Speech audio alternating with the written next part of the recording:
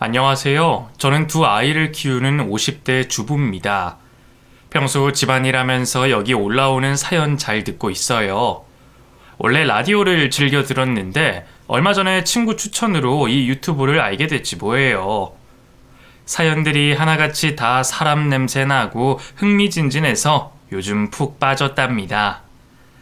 남자 때문에 마음고생, 몸고생 하신 분들이 정말 많더라고요. 남일 같지가 않아요. 저도 한때 두 얼굴의 남자를 만나 인생을 망칠 뻔했거든요. 제 앞에선 늘 다정하고 헌신적이라서 결혼까지 생각했었는데 알고 보니 무시무시한 정체를 숨기고 있었죠.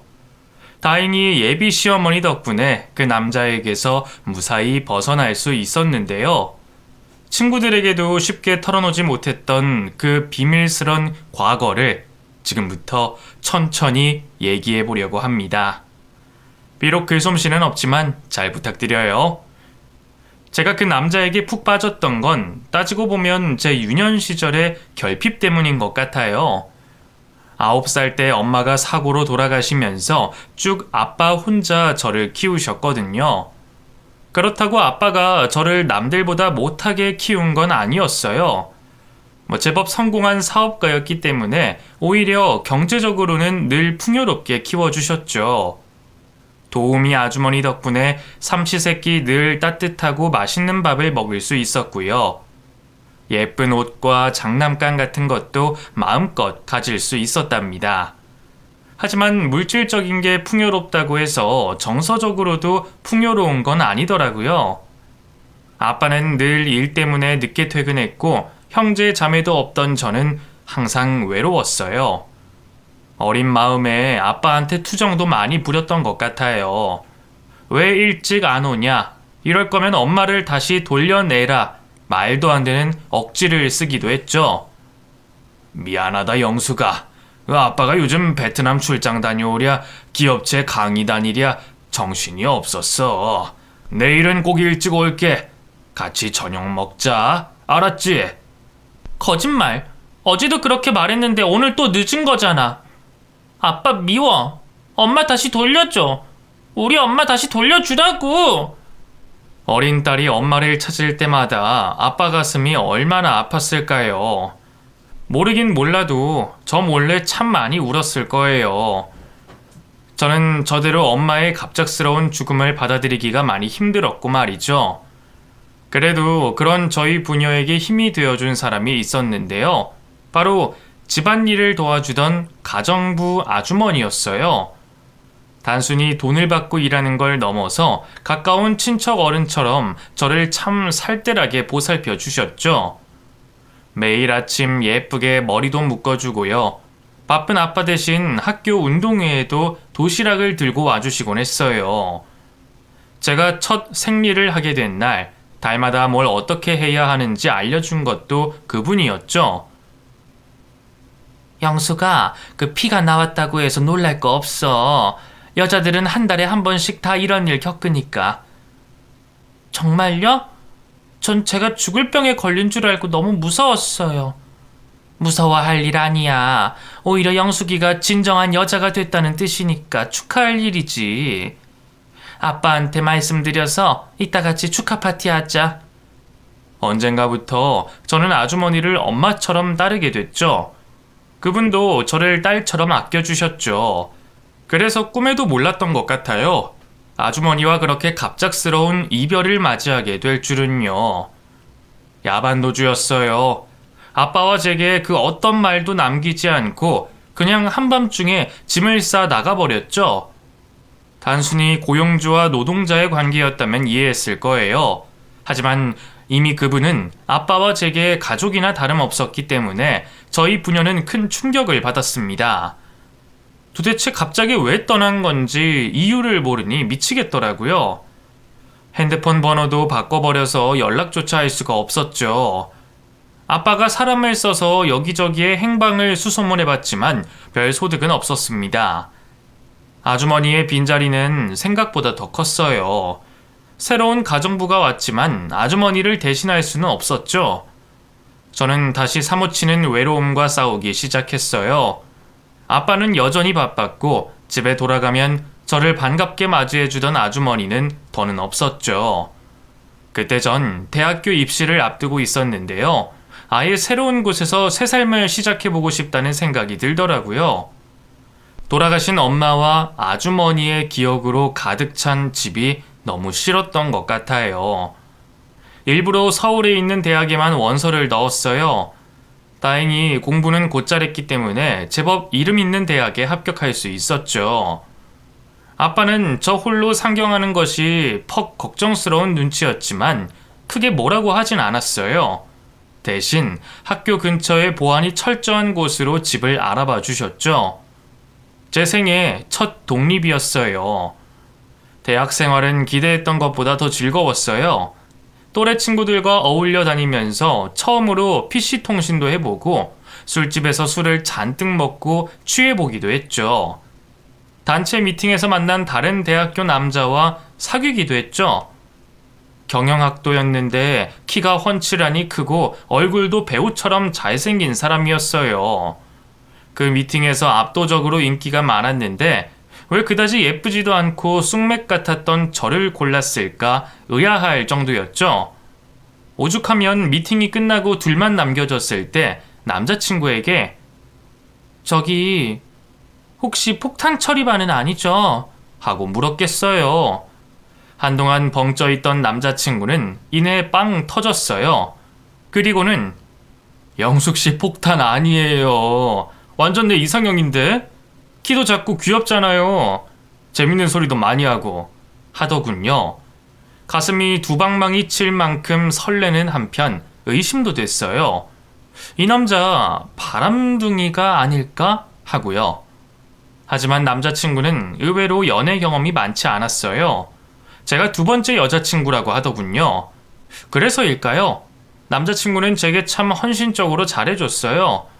감기에 걸린 저를 위해서 학교 수업도 빼먹고 약을 사다 준 적도 있었고요.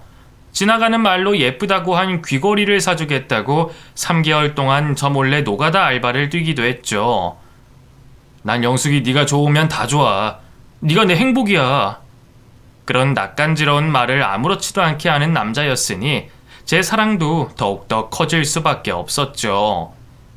남자친구가 살던 집이 계약 만료가 되면서 저희는 자연스럽게 함께 살기 시작했어요. 물론 고향에 있는 아빠한테는 비밀이었죠. 세상에 딸의 혼전 동거를 허락할 아버지는 없으니까요.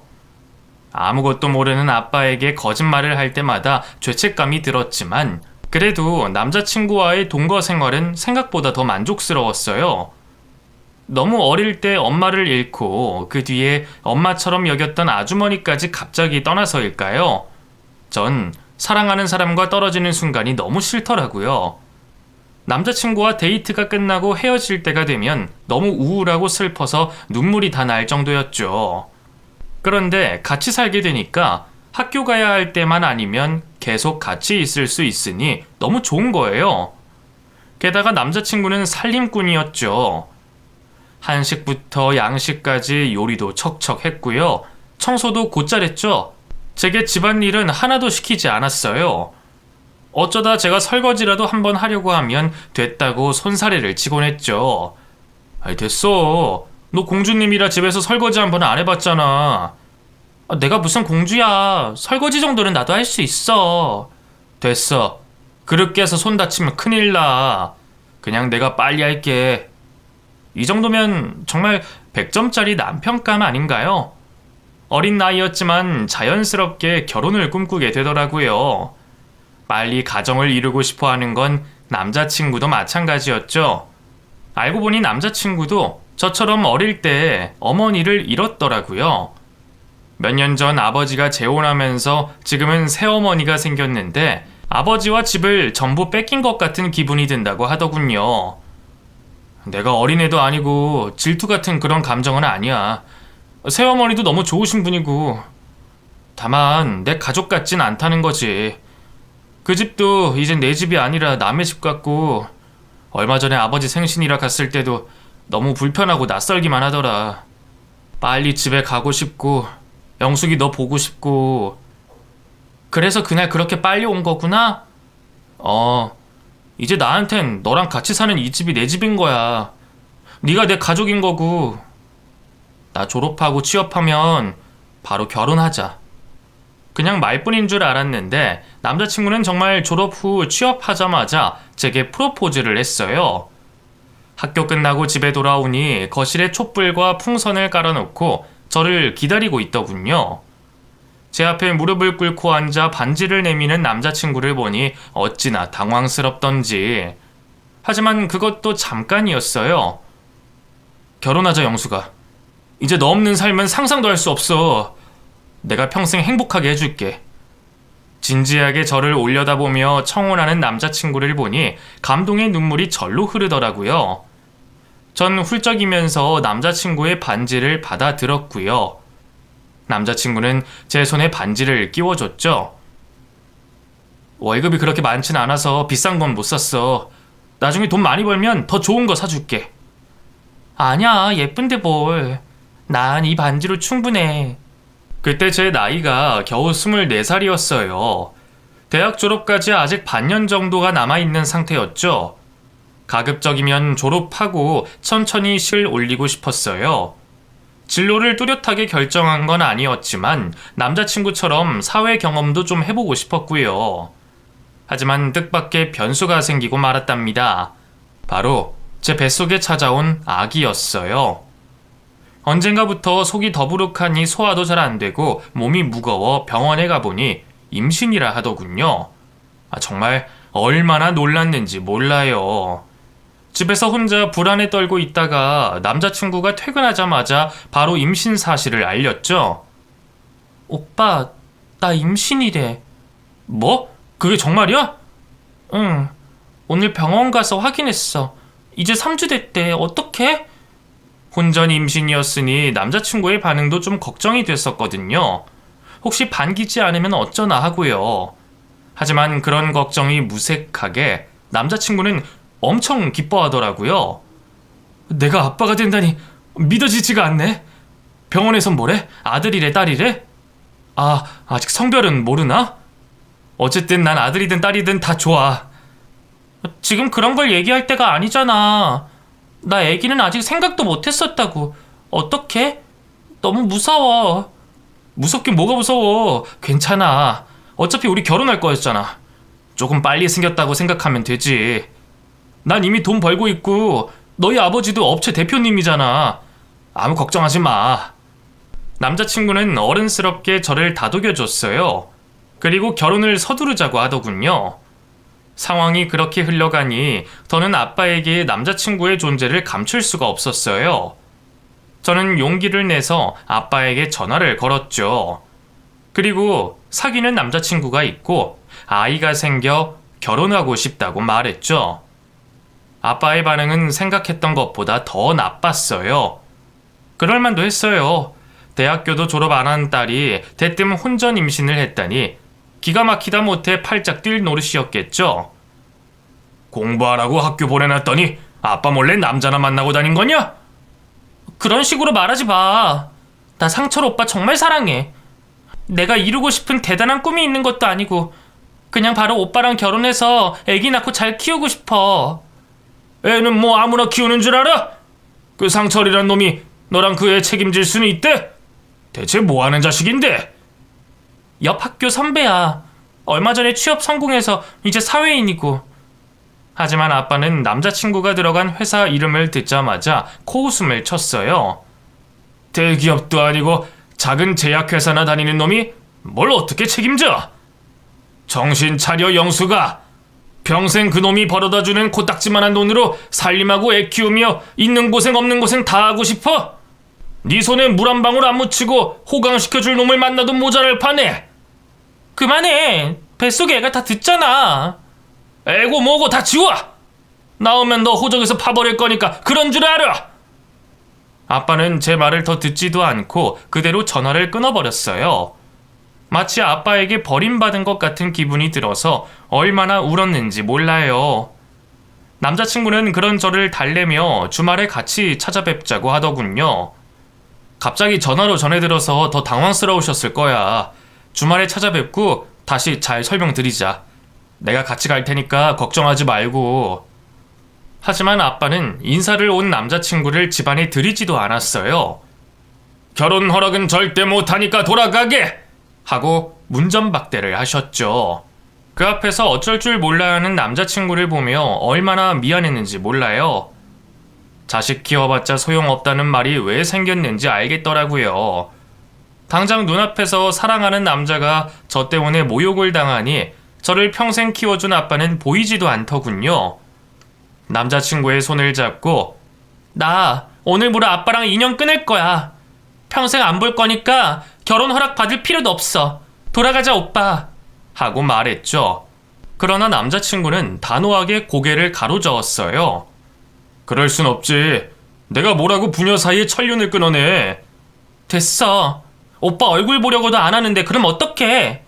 결혼은 우리 아빠가 하는 게 아니라 내가 하는 거잖아. 아빠가 나 호적에서 파낸다고 해도 난 오빠랑 결혼할 거야. 내가 사랑하는 여자가 하나뿐인 아빠랑 연락도 못하고 사는 꼴 난 못 봐. 내가 어떻게든 허락 받을게. 그치만 괜찮아.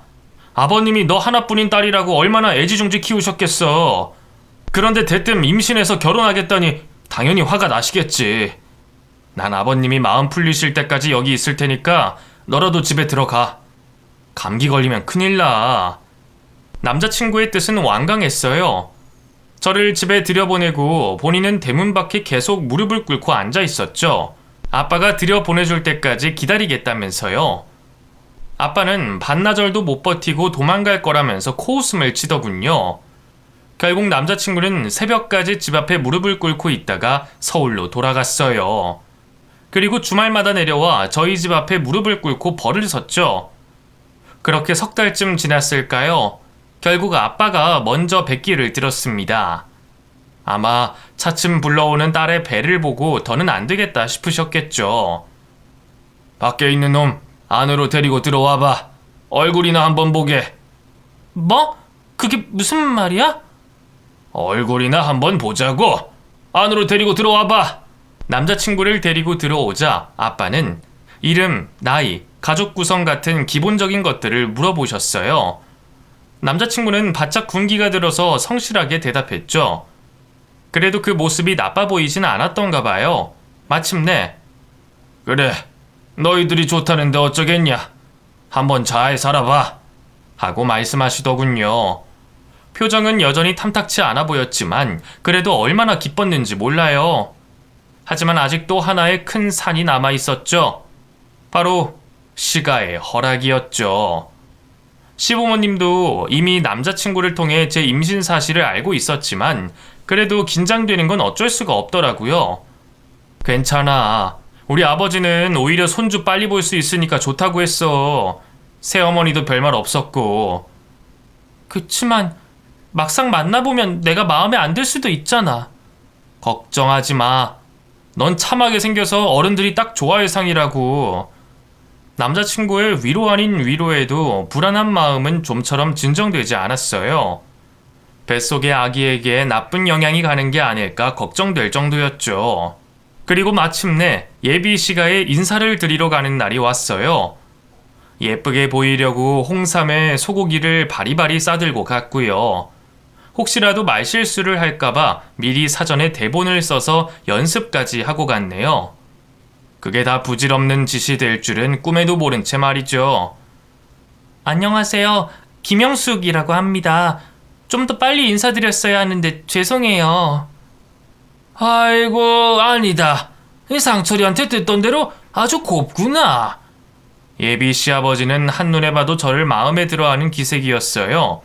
하지만 시어머니는 표정이 좋지 않더군요. 저를 뚫어져라 보던 것도 잠시. 제가 집 안으로 들어가려 하자 갑자기 그 앞을 막아서고 화를 내더라고요. 뻔뻔하게 여기가 어느 안전이라고 와서 인사를 해? 너희 집안에서 우리 아들 문전박대한 걸 내가 모를 줄 알아? 너도 여기서 3일 밤낮을 무릎 꿇고 앉아있던가? 아니면 당장 꺼져? 어머니, 갑자기 왜 이러세요? 그래, 임자. 당신도 상철이 결혼하는 거 찬성이라고 했잖아. 갑자기 왜 그래? 당황한 남자친구와 예비 시아버지가 시어머니를 말렸어요. 하지만 시어머니는 아랑곳 않고 더욱더 언성을 높이더군요.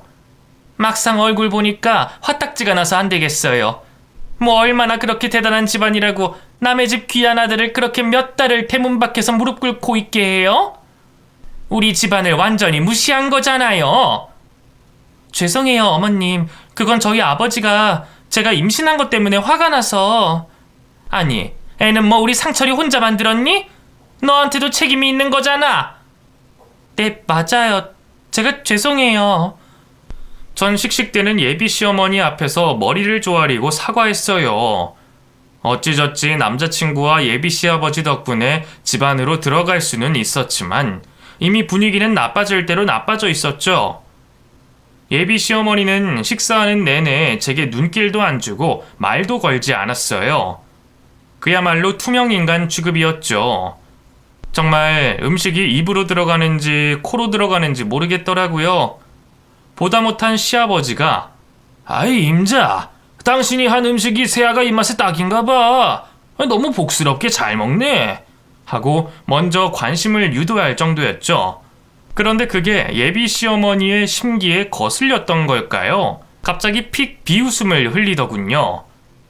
그러게요. 참 낯짝도 두껍네요. 결혼 전에 임신한 게 뭐 자랑이라고 이렇게 인사를 와선 밥까지 잘 먹는지. 깨작거리면 더 뭐라고 할까봐 일부러 아무렇지 않은 척 억지로 먹은 건데 사람 속도 모르고 그렇게 얘기하니까 정말 서럽더라고요. 그래도 티내지 않고 어머님 음식 솜씨가 너무 좋아서요. 반찬이 하나같이 다 맛있네요. 하면서 어색한 웃음을 흘렸죠. 식사 후엔 제가 자처해서 설거지를 했어요. 남자친구가 도와주겠다고 했지만 시어머니 눈치가 보여 됐다고 했죠. 어머님이 또 안 좋게 보실 것 같아. 그냥 내가 할게. 내 결혼에 관심도 없더니 갑자기 왜 저러나 몰라. 어차피 새엄마인데 신경 쓰지 마. 눈치 볼 거 없어. 조용히 해. 어머님 듣겠다. 설거지하는 제 주변을 기웃거리던 남자친구는 갑자기 배가 아프다면서 화장실로 갔어요. 그 사이 예비 시아버지는 담배를 피우고 오겠다면서 나갔고 거실 겸 주방엔 오로지 시어머니와 저뿐이었죠. 잔뜩 긴장한 채 설거지를 마무리할 때였어요. 갑자기 예비 시어머니가 제게 성큼성큼 다가오는 게 아니겠어요? 전 혹시라도 해코지를 할까 싶어 반사적으로 배를 감싸주고 물러났어요. 하지만 시어머니는 덥석 제 손을 잡더니만 생각지도 못한 말을 했습니다. 아가, 결혼하면 큰일 난다. 제발 이 결혼 절대 하면 안 돼. 다 너를 위해서 하는 말이야. 갑자기 애원하듯 제게 매달리는 예비 시어머니를 보면서 얼마나 당황했는지 몰라요. 하지만 시어머니의 뜻모를 소리는 거기서 끝이 아니었습니다. 아줌마 누군지 정말 기억 안 나니? 난 너 보자마자 바로 알겠던데. 네? 갑자기 그게 무슨... 잘 봐봐. 예전에 너희 집에서 일하던 상춘 아줌마야. 예비 시어머니가 뱉은 이름을 듣자마자 저는 그대로 굳어버렸어요. 제가 아는 사람 중에 그 이름을 가진 사람은 딱 한 명. 바로 어릴 때 저를 딸처럼 보살펴주다 사라져버린 그 가정부 아주머니였으니까요. 자세히 얼굴을 살펴보니 정말 그 아주머니가 맞더군요. 아줌마, 정말 상춘 아줌마 맞아요? 그래, 이제 알겠니? 그 어린 꼬맹이가 이렇게 크다니. 세월이 진짜 무심하긴 하구나. 그렇게 그리워했던 가정부 아주머니를 예비 시어머니로 만나다니 기막힌 인연에 정말 얼마나 놀랐는지 몰라요. 하지만 추억에 젖을 틈도 없었어요. 예비 시어머니, 아니 아주머니는 또다시 제 손을 잡고 이 결혼은 절대 안 된다며 애원하기 시작했습니다. 내가 아까 널 처음 소개받고 얼마나 놀랐는 줄 아니?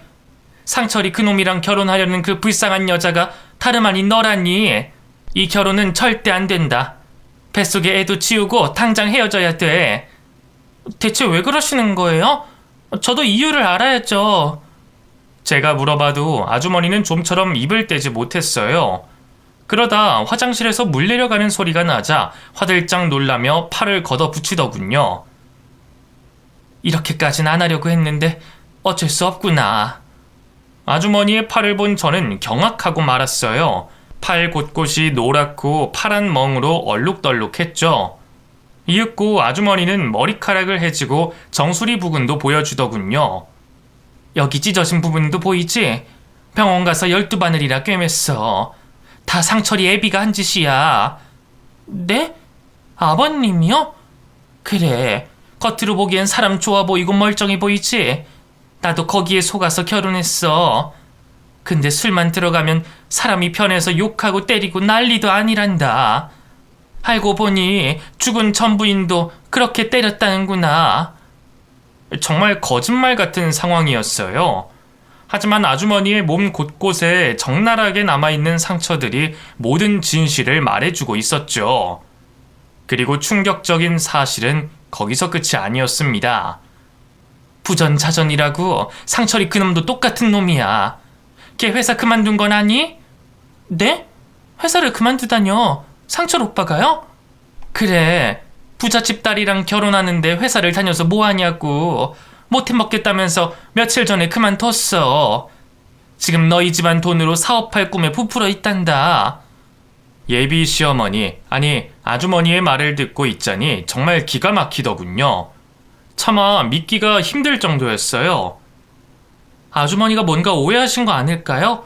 상철 오빠 저한테 그런 얘기 한 적이 없는데. 그런 얘기를 대놓고 하는 남자가 어디 있겠니? 제가 답답했는지 급기야 아주머니는 자기 핸드폰을 꺼내 남자친구와 나눈 문자 내역을 보여줬어요.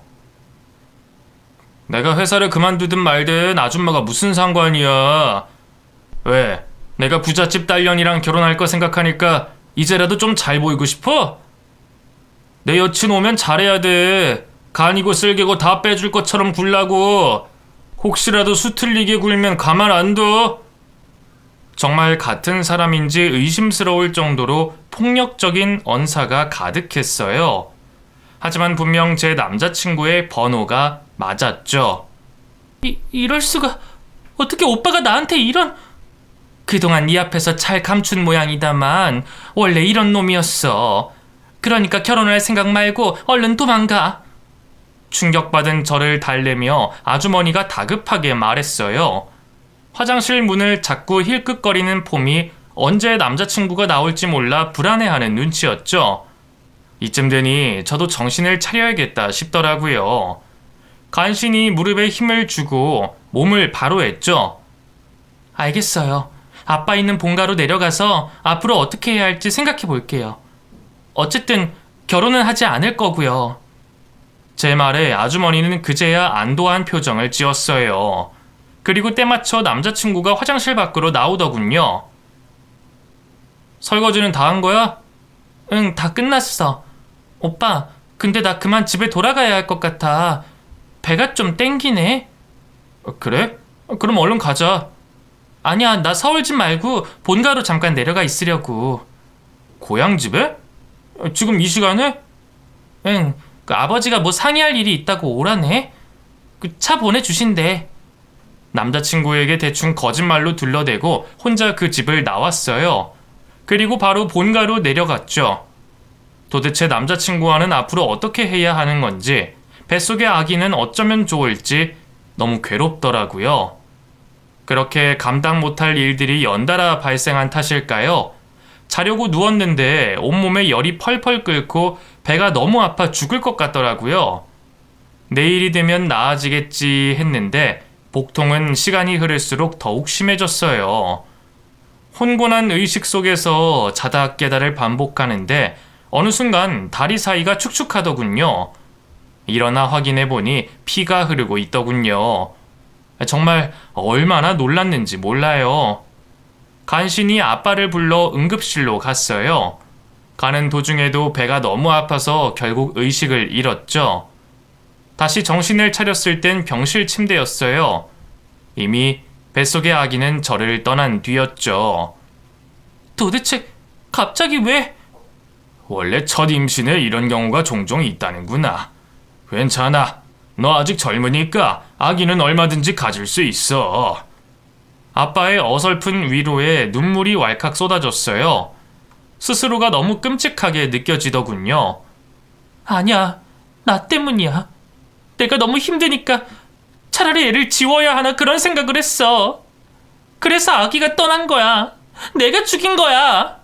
아니 뭐? 왜 그런 생각을 했어? 박서방하고 무슨 일이 있었냐? 놀라서 자초지종을 묻는 아빠에게 전 남자친구네 집에서 있었던 일을 다 설명했어요. 아빠는 깜짝 놀라더군요. 이 상춘 씨가 박서방 새엄마라고? 세상에 어떻게 이런 일이? 아주머니 어떡하면 좋아? 나야 파혼하면 된다지만 아주머니는 앞으로도 계속 맞고 살 거 아니야. 상철 오빠가 이거 전부 다 알게 되면 자기 아빠랑 같이 또 아주머니 때릴 수 있고.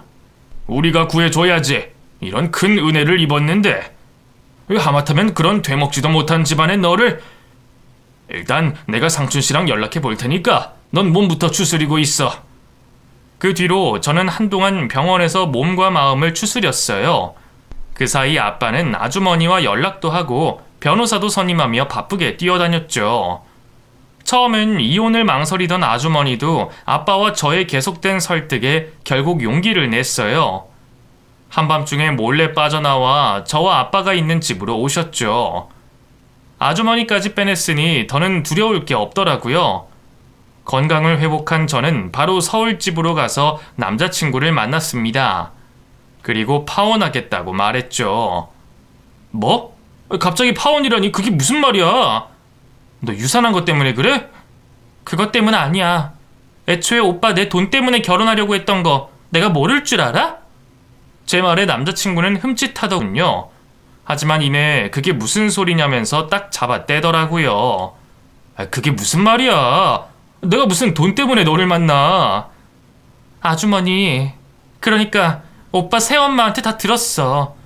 그분이 나 어릴 때 집에서 일하던 가정부 아주머니셨거든. 나 보자마자 놀라서 다 얘기해 주시더라. 그게 무슨... 진짜야? 진짜 그 아줌마가 너네 집 가정부였다고?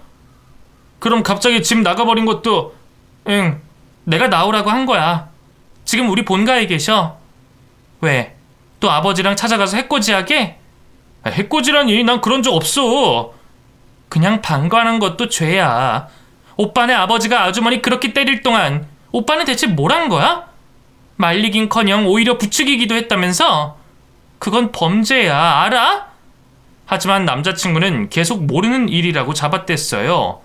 오히려 아주머니를 거짓말쟁이로 몰더군요. 우리 아버지가 그 아줌마를 때리고 나는 방관했다고? 내가 너랑 결혼하는 건 다 돈 때문이고? 너 정말 그 아줌마 말을 믿어? 그 사람 새엄마야. 어릴 때부터 날 학대했었다고. 내가 좋은 집에 장가갈 것 같으니까 배 아파서 방해하는 거야. 모르겠어? 아니 어떻게 어릴 때 잠깐 일했던 식모를 믿을 수 있어? 남자친구인 날 믿어야 하는 거 아니야? 어찌나 연기를 잘하던지 정말 배우를 해도 대성했을 팔자더군요. 하지만 남자친구의 실체를 다 알게 된 저는 그저 소름 끼칠 뿐이었어요. 아주머니랑 오빠랑 나눈 문자 다 봤어. 아주머니 몸에 있는 멍자국도 다 봤고. 그건... 그래, 뭐 아버지가 술 마시면 가끔 난폭해지긴 해. 근데 애초에 그 아줌마가 먼저 아버지 성질을 긁는다고. 너한테 쪼르르 가서 우리 집 일을 미주알 고주알 다 말한 것만 봐도 알겠지 않아? 뭐? 지금 아주머니가 맞을 짓을 했다는 거야? 내 말은 그런 뜻이 아니라... 어쨌든 때린 건 우리 아버지잖아. 난 잘못 없어. 그러니까 결혼은 하자. 영수가, 난 너 없이는 못 살아. 안 되겠다 싶었는지 급기야 남자친구는 제게 무릎을 꿇었어요. 그리고 온갖 달콤한 말들을 쏟아내기 시작하더군요. 사랑해 영수가. 그동안 내가 다른 여자한테 잠깐이라도 한눈 판 적 있어? 난 정말 너밖에 없단 말이야. 너랑 결혼해서 가정 꾸리는 게 내 오랜 꿈이었어. 그러니까 제발 네가 원한다면 아버지랑도 연 끊을게. 응? 그러니까 헤어지자는 말만은 하지 말아주라. 내가 이렇게 빌게. 사실 남자친구를 만나기 전엔 제가 남자친구에게 흔들릴까봐 걱정을 많이 했거든요. 그런데 그럴 필요가 하나도 없었더라고요. 이미 콩깍지가 벗겨진 탓일까요? 남자친구의 그런 모습이 하나도 진실성이 있어 보이지 않았어요. 오히려 가증스러워 보였죠. 아무리 애원해도 제가 요지부동이자 급기야 남자친구는 눈물까지 흘리기 시작했어요. 제발 영수가, 너도 나 사랑하잖아. 우리 또 애기도 가져야지. 너 정말 나 없이 살 수 있겠어? 전 그래도 남자친구가 저에 대한 마음이 조금이나마 남아 있어서 그렇게 애원한 거라고 생각했어요. 그런데 글쎄 알고 보니 이미 사업한답시고 여기저기에 돈을 잔뜩 빌려놨더군요. 심지어 저 모르게 도박까지 손을 댔더라고요. 곧 결혼해서 부잣집 사위가 되면 다 갚을 수 있을 거란 계산이었겠죠. 아빠가 사람을 써서 몰래 남자친구 뒷조사를 해보지 않았으면 정말 까맣게 몰랐을 거예요. 남자친구의 이중적인 속내를 모두 알고 나니 그나마 남아있던 정까지 전부 사라져버리더라고요. 저는 바로 남자친구와 파혼하고 연락처도 바꿔버렸어요. 그러자 남자친구는 저희 집까지 찾아와서 행패를 부렸죠. 그 아줌마 밤길 조심하라고 해. 우리 아버지가 아주 벼르고 있으니까. 이제 와서 하는 말인데 그 여자는 맞을만 했어. 꿈뜨지 게으르지 못생겼지. 그나마 우리 아버지니까 데리고 살아준 거라고 알아?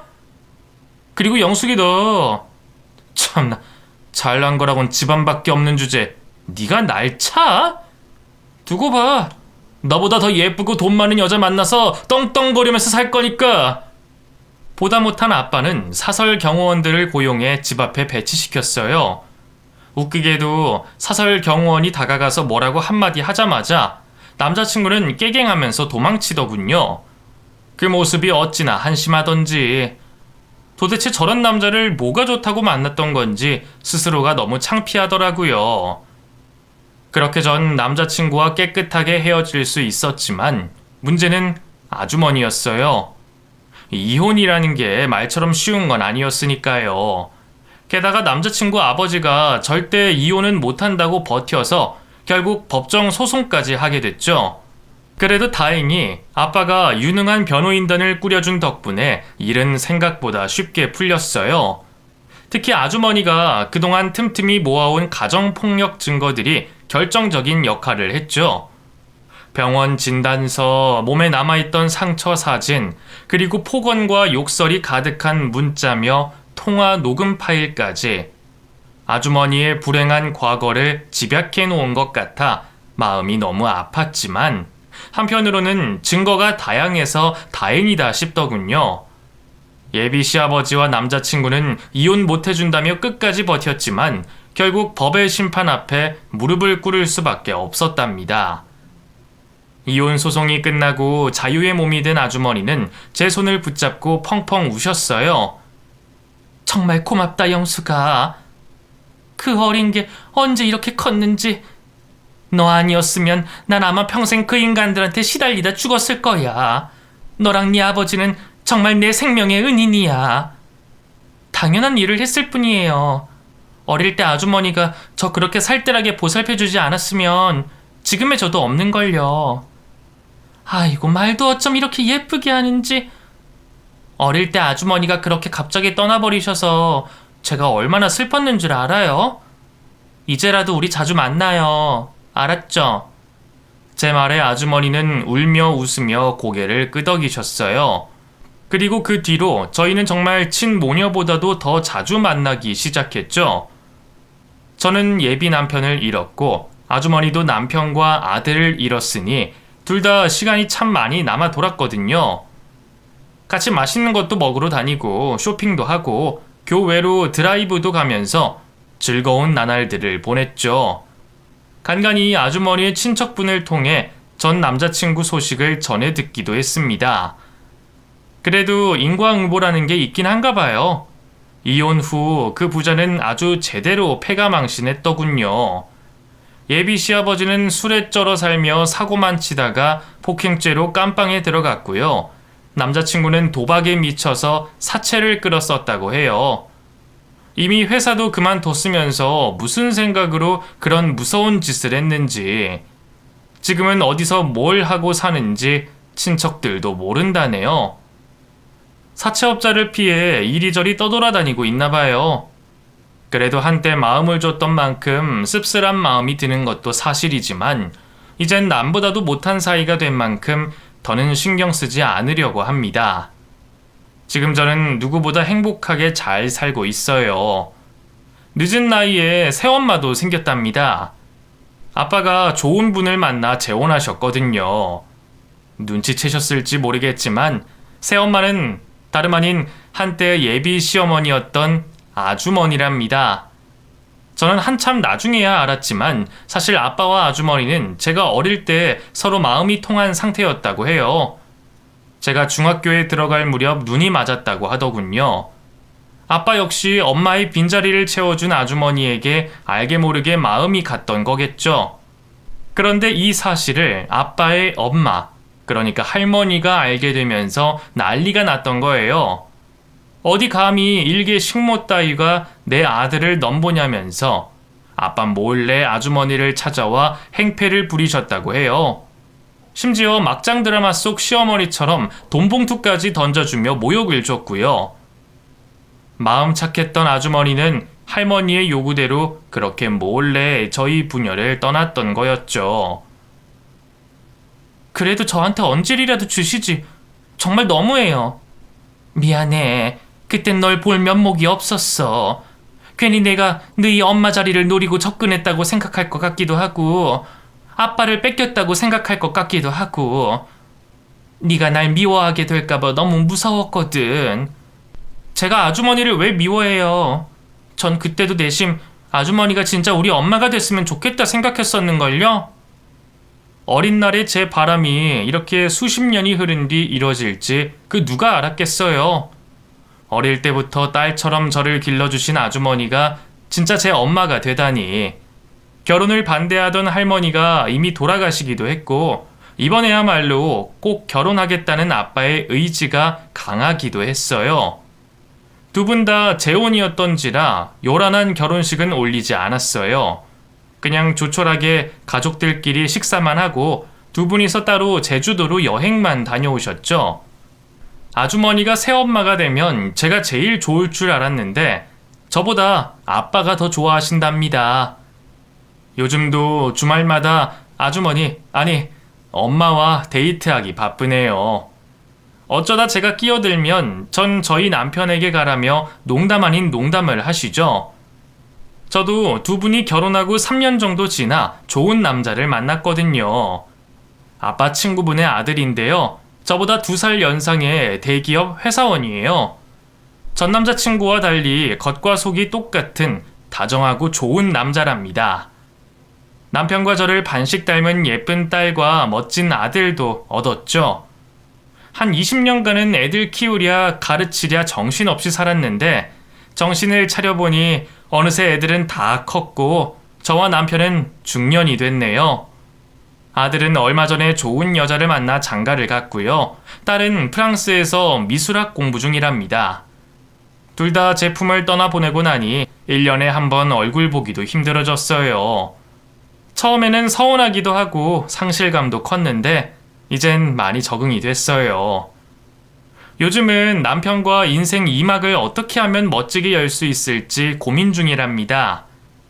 비 온 뒤 땅이 더 굳어진다고 이런 행복도 지난날에 아픔이 있었기 때문에 얻게 된 거겠죠?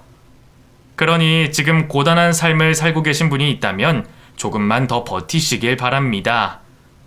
요즘 애들 말로 존버는 승리한다고 하잖아요. 긴 얘기 들어주셔서 감사합니다. 모두 행복하세요.